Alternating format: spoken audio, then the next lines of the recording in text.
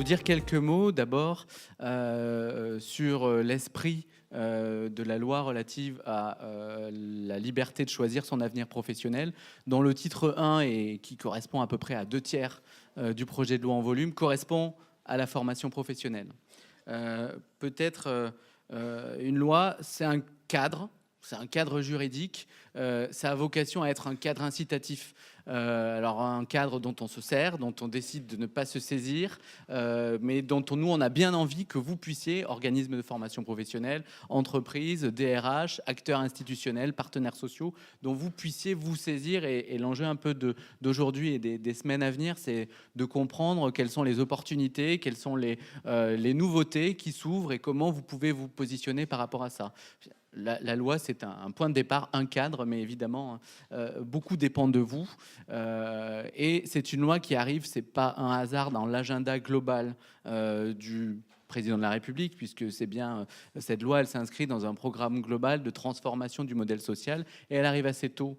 Elle arrive assez tôt parce que il y avait un diagnostic de départ que la formation professionnelle est un levier très fort pour accroître la compétitivité hors prix de notre économie. Je devrais peut-être pas le dire de manière aussi brutale, mais c'est ça l'enjeu numéro un. Et pour avoir eu l'occasion d'échanger, c'est vraiment comment on utilise le levier compétences. Il y en a d'autres, il y a la recherche, l'innovation, pour faire en sorte qu'en France, dans un contexte d'économie mondialisée, on ait un système de formation professionnelle continue et d'apprentissage en amont qui est réactif, dynamique, adaptable, qui est compris aussi des usagers que sont les salariés, les demandeurs d'emploi, les travailleurs indépendants. Peut-être quatre points d'entrée sur la loi, elle a 4 axes principaux en réalité. Le premier pari, c'est l'individualisation de l'accès à la formation professionnelle avec le CPF. Vous le connaissez, mais le CPF qui a été créé par la loi du 5 mars 2014 va être quand même assez profondément revu et maximisé, on espère, dans ses effets aussi. Donc le premier pari, c'est de dire les actifs, demandeurs d'emploi, travailleurs indépendants, salariés, doivent être en mesure de renforcer leurs capacités sur le marché du travail. Et pour ça, oui, on assume moins d'intermédiation. Un accès facilité parce que mieux compris. Donc oui, derrière l'accès par l'individu, la valorisation du droit à l'initiative individuelle par le CPF, oui, on a la monétisation. Un vrai compte qui est compris, c'est un compte en euros. Pas un compte en heures avec des diversités de prise en charge en fonction du statut, en fonction des branches. C'est un compte en euros. C'est un compte qui est centralisé dans une seule boutique qui s'appelle les caisses des dépôts et consignations. C'est un droit de l'individu. Donc oui, on assume que ce n'est pas une gestion paritaire, parce que c'est un droit pour tous les individus, y compris pour les travailleurs indépendants, y compris, ça sera les réformes à venir dans le cadre de la loi pour la fonction publique, y compris pour les fonctionnaires à terme, même si ce n'est pas encore actif, c'est bien ça l'enjeu. Et accès direct à travers, oui, une application Internet qui permette à chacun de connaître les droits dont il dispose. C'était déjà le cas aujourd'hui, mais aujourd'hui, ça s'arrêtait là. L'idée est d'avoir, oui, une application où on aille jusqu'à repérer les organismes de formation qui proposent des formations éligibles au CPF, qu'on aille jusqu'à pouvoir que ces formations puissent être financées à l'organisme de formation. Donc ça, c'est l'enjeu de l'accès direct sur tout le processus de la prise en compte de ces droits jusqu'à l'accompagnement à la recherche de la bonne formation et jusqu'au paiement de la formation. Monétisation, accès direct et accompagnement. C'est bien que l'autonomie, ça se construit, ça s'accompagne. Pour être vraiment efficace, on a besoin de mobiliser des ressources pour savoir quelle est la bonne orientation, quel est le bon parcours de rebond professionnel quand on souhaite s'inscrire dans une démarche de transition, quand on souhaite changer de métier ou quand on souhaite se professionnaliser simplement. Donc, accompagnement, on crée un conseil en évolution professionnelle financé, ce qui est la différence par rapport à avant. Un conseil en évolution professionnelle financé pour les salariés. Donc c'est le premier axe, c'est individualisation des droits de la personne pour favoriser cette plus grande liberté professionnelle dans le parcours sur le marché du travail.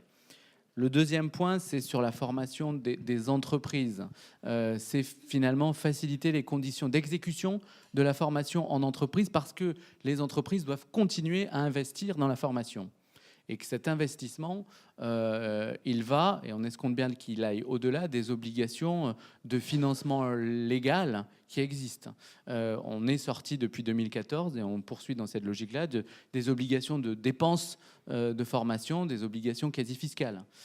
Mais ce projet de loi propose des souplesses dans les conditions d'exécution de la formation en entreprise. Il ne change rien au principe qu'il relève de l'employeur. Je crois que c'est le L 6321-1 du Code du travail qui fixe le principe que l'employeur doit assumer l'adaptation des salariés à leur poste de travail et doit favoriser leur maintien en emploi. Mais il y a des souplesses sur l'entretien professionnel bisannuel qui demeure, mais dans la façon dont on l'apprécie, dans son contenu, peut être modulé. Il y a le plan de développement des compétences qui remplace le plan de formation et du coup un objet qui est élargi. Il y a des souplesses dans l'appréciation de l'action de formation qui sont aussi importantes pour les organismes de formation que pour les entreprises qui achètent. Et puis il y a un renforcement des garanties générales de qualité. On aura l'occasion d'en parler plus largement avec vous.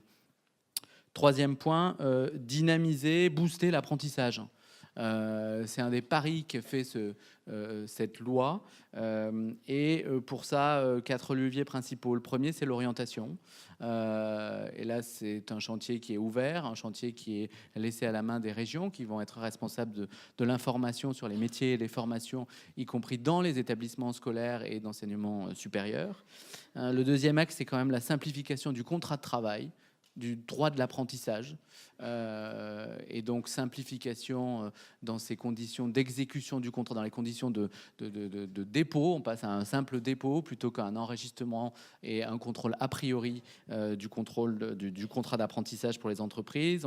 On passe à une possibilité de rupture plus sécurisée aussi bien pour l'employeur que pour l'apprenti pour un contrat d'apprentissage, donc possibilité de dire stop à un moment, et donc possibilité pour l'apprenti notamment de démissionner après sollicitation d'un médiateur. On a un financement plus incitatif. Le troisième aspect, c'est pour booster l'apprentissage, c'est la réforme du financement de l'apprentissage avec l'idée d'un financement qui est essentiellement à l'activité. Le financement au contrat, c'est bien un financement à l'activité pour développer la recherche, pour que le système en lui-même soit incitatif à la proposition et à la recherche de contrats d'apprentissage et au remplissage des centres de formation d'apprentis.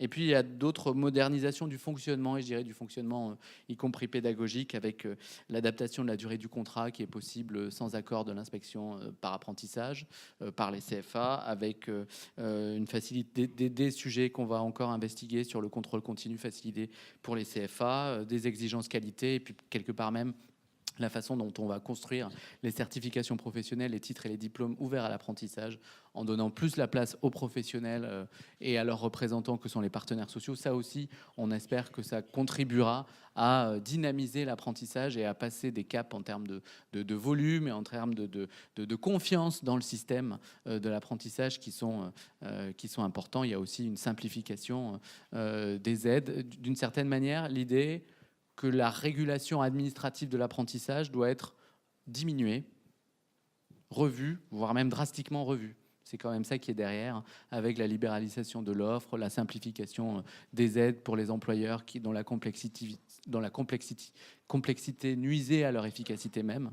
Donc c'est ça les principaux. Et en fait, quatrième axe, on clarifie la gouvernance de la formation professionnelle. Alors vous me direz, les lois précédentes essayaient aussi de le faire. Donc c'est pas la révolution. On a quand même un schéma où il y a des décideurs qui sont les payeurs, État, partenaires sociaux, régions.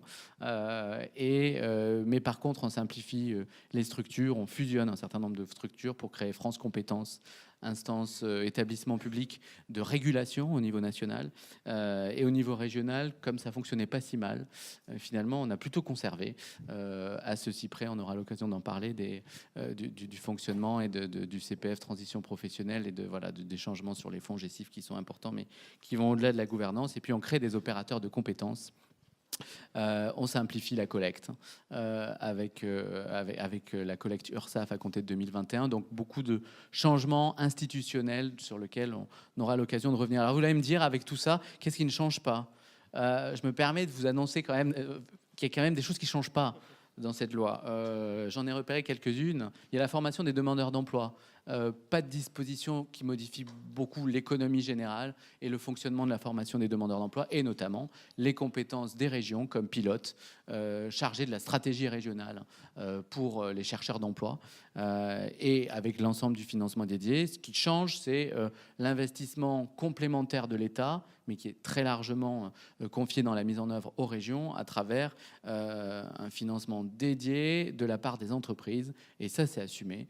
Et c'est un choix fort de considérer que dans les obligations de financement des entreprises, on identifie clairement des choses qui étaient très éparses aujourd'hui, qui est une ligne formation des demandeurs d'emploi à hauteur de 1,5 milliard par an de contributions attendues des employeurs. Ce qui ne change pas, très important aussi, au passage, c'est le niveau de prélèvement obligatoire global, puisque pour les entreprises, c'est un point quand même central, on reste à un même pourcentage sur la masse salariale.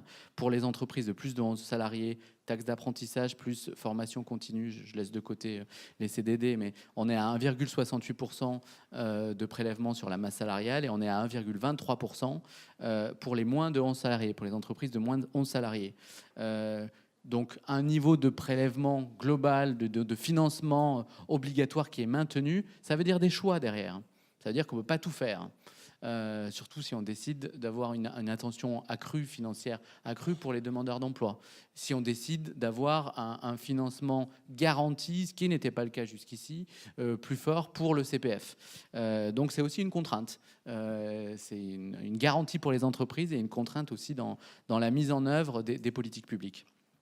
Sur le contrôle, peu de changements aussi en matière de contrôle et de responsabilité de l'État, mais par contre, on va réfléchir, et c'est pas du tout assez abouti, à des simplifications administratives qui, je sais, sont assez attendues sur notamment l'ensemble des pièces justificatives, des obligations d'assiduité. On va réfléchir là-dessus sur les fameuses feuilles de présence.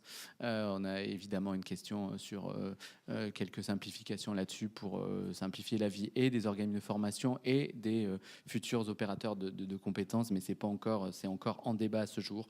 Mais sur le principe d'un contrôle, il reste, et je pense même que dans les orientations côté ministère du Travail, on sait que sur le contrôle de la formation professionnelle, on a des risques de fraude qui sont accrus avec la réforme. On peut se le dire aussi.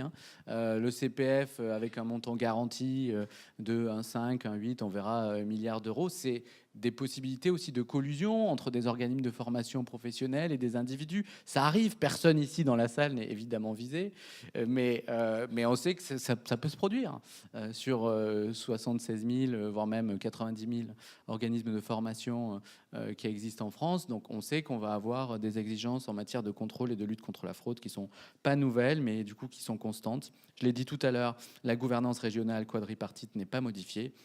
Et enfin, un dernier point important qui n'est pas modifié, je dirais, dans l'esprit, c'est l'ancrage de l'apprentissage dans la formation initiale. Oui, le mode de gestion, le mode de financement et certains éléments d'organisation de l'apprentissage changent, mais le fait que ce soit de la formation initiale et que du coup ça s'inscrive jusqu'à 16 ans dans une obligation de scolarité avec derrière des obligations en matière de compétences, de connaissances générales et académiques, tout ça est maintenu. C'est une formation pour les mineurs, ça nécessite du coup des adaptations qui sont maintenues dans la loi, mais juste quand c'est nécessaire. Le changement, y compris sur le contrat de travail, sur le droit du contrat d'apprentissage, c'est que le contrat d'apprentissage n'est un contrat spécifique juste quand c'est nécessaire, compte tenu du public, des objectifs de formation initiale du public mineur, etc. Mais on est dans une logique de formation initiale et pas non plus de formation pré-initiale, si j'ose dire, puisque l'apprentissage à 14 ans a été rejeté parmi les propositions qui ont été faites, notamment au Sénat en ce sens. Voilà un peu les individualisations des droits CPF, investissement dans les entreprises qui est facilité dans les modalités d'exécution de la formation en entreprise, effort pour dynamiser l'apprentissage, franchir un cap, simplification, clarification de la gouvernance. Voilà un peu les grands axes de cette réforme qui est encore assez largement devant nous, même très largement, totalement devant nous en termes de mise en œuvre.